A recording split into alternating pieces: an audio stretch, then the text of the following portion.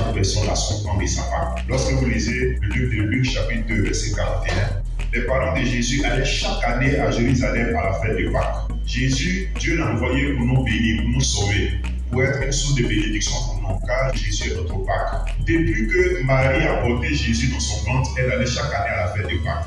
Or, l'enfant qu'elle portait dans son ventre, qui était Jésus, était une source de bénédiction pour plusieurs, était une source de salut pour plusieurs.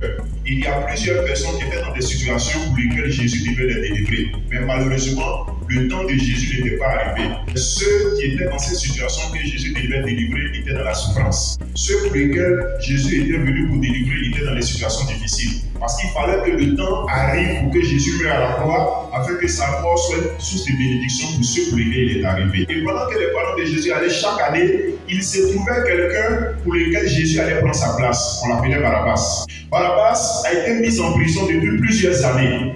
Mais il n'a jamais su qu'il aurait une part où Jésus-Christ serait crucifié à sa place et lui, il allait descendre de la croix afin de vivre.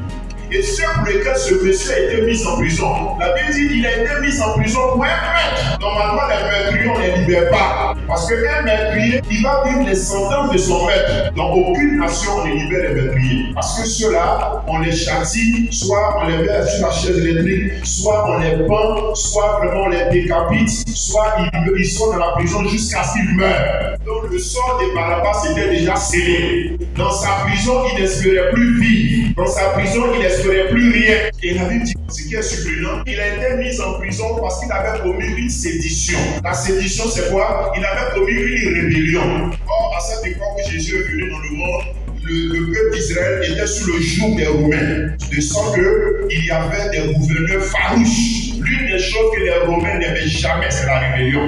De sorte que quand tu te rébellais, il fallait te mater, il fallait te tuer. Et c'est pourquoi ils ont amené à cette époque-là la sentence la plus ultime qu'on appelle la sentence de la crucifixion.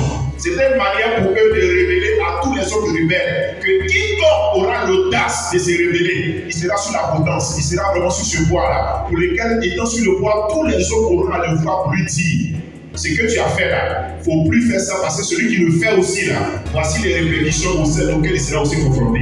Et à cette époque-là, là où on crucifiait les gens, c'était sur une montagne. La montagne, on appelait ça Golgotha, le lieu des crânes. Et cette montagne était tellement haute, de sorte que celui-là qui y a pendu, tout le monde le voyait, afin de donner un avertissement ultime à quiconque aurait la résolution de pouvoir aussi se révéler. En 2:23, 17, la Bible dit: à chaque fête, le roi était obligé de les relâcher un prisonnier.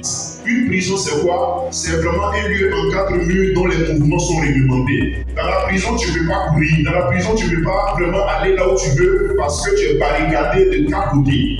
Donc la prison est un lieu où il y a la limitation.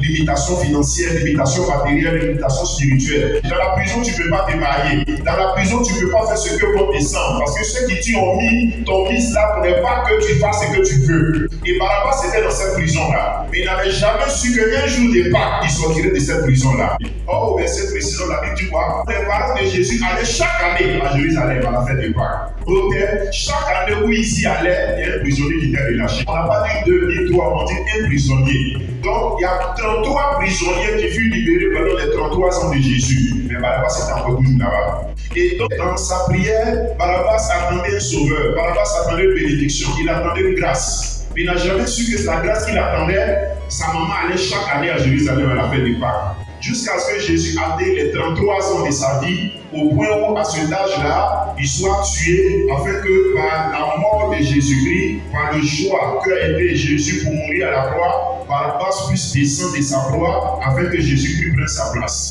Je déclare sur ta vie qu'en cette fois, celui qui doit prendre ta place prendra ta place. Dis: je reçois ma place. Je ne sais pas combien d'années il y a eu des Pâques dans cette nation-là, mais je constate que la situation est toujours la même. Mais je bénis Dieu. De la même manière, chaque année, il y a un prisonnier qui est libéré. Ma prière, c'est voir que cette année-là, ce soit la sienne au nom de Jésus-Christ.